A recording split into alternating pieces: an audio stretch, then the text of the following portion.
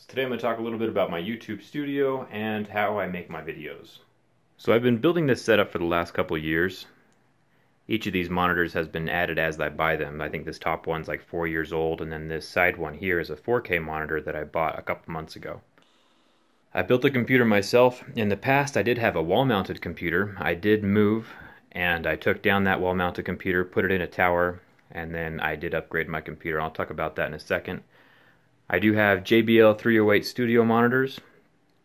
They're on both sides. I have those attached to the Focusrite Scarlett 2i2. I did build the desk myself. I posted a video about a month ago on that. I just took a solid wood door from Home Depot and then sunk granite and marble blocks down into it. I will link that video so you can check that out if you want to. On the side there I just have a Brother printer.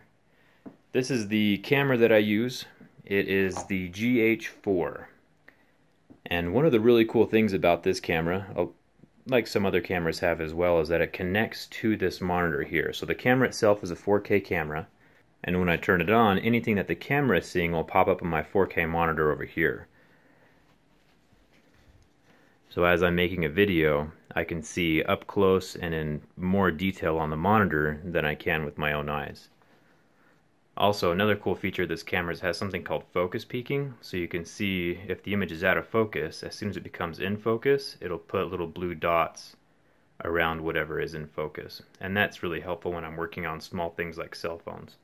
So we have the GH4 up top, we have the speed booster here, and then the actual lens is a Sigma 18-35. It can zoom in and out, has a focus ring down here. As far as the lights go, I have these two LED lights that I can position wherever I want, and then I have these two other desk lights. That is a 5000 color temperature light, so it gives off a white light, which helps make the white balance on the piece of paper a little bit better. Learning little by little as I go along. When I first started, I actually just had a cell phone hanging off the edge of a desk with the camera lens pointing right down to where I was filming. So my first 100 or so videos is all done with a cell phone. Here's a shelf. It's a little cell phone graveyard with a bunch of toolkits. I have some watches. I'm actually going to be doing a video on the Moto 360 and the Fossil Q. That'll be posted in about a week or so. My keyboard is a Corsair K70. It's a mechanical keyboard. If you're into those, I am using the brown keys. This is my computer tower and my sound. I will show you how I do my voiceovers in just a second. So this is my desktop. It's one I just put together a couple months ago. This isn't the wall-mounted rig that I took down and put in a case. This is the upgraded system. If you want to pause the video, you can check out all the specs here. I will also link everything down in the video description that I use, including the tripod and the camera and stuff. So the tripod that I use is called a Ravelli. And I like it because I can take my camera and actually mount it underneath the tripod legs. So when I'm working, I can just sit right here between these two legs and tear apart or durability test any phone that I'm working on at the moment. I also have a huge vinyl world sticker up there at the top to remind me who my audience is.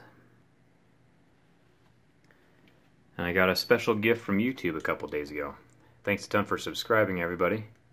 So when I do my voiceovers, I have a microphone. It's a Samsung Meteor mic, and then I have this little sound wall right here that kind of helps dampen the sound for it.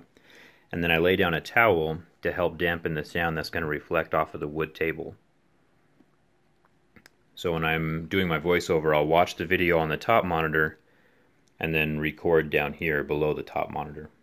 And then the little pop filter helps kind of filter out any of the popping sounds that your mouth makes when you're speaking. Thanks a ton for watching. If you're interested in starting your own YouTube channel, you really don't need all of this stuff to get going. Most cameras on smartphone these days are way more powerful than what I had when I started. You can accomplish a lot with just your cell phone. If you have any questions about my setup or what I do, leave them down in the comments. I do respond fairly regularly. And thanks for subscribing. Hope to see you around.